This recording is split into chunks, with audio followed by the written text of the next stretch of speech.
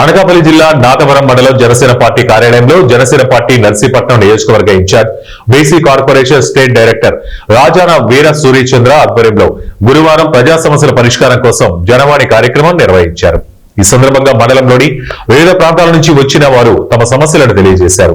అనంతరం సూర్యచంద్ర మాట్లాడుతూ ఇకపై నియోజకవర్గ వ్యాప్తంగా జనసేన వాణి కార్యక్రమాన్ని నిర్వహిస్తుందన్నారు. నమస్కారం.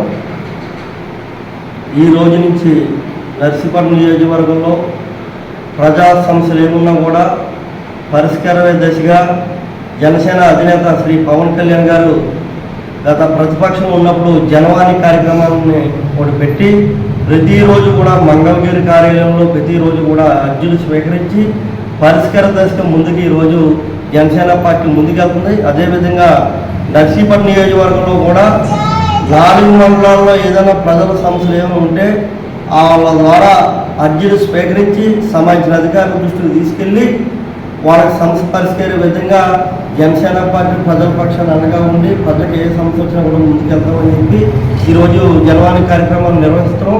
ప్రతిరోజు కూడా 4 మండలాల్లో అర్జీలు స్వీకరిస్తాం.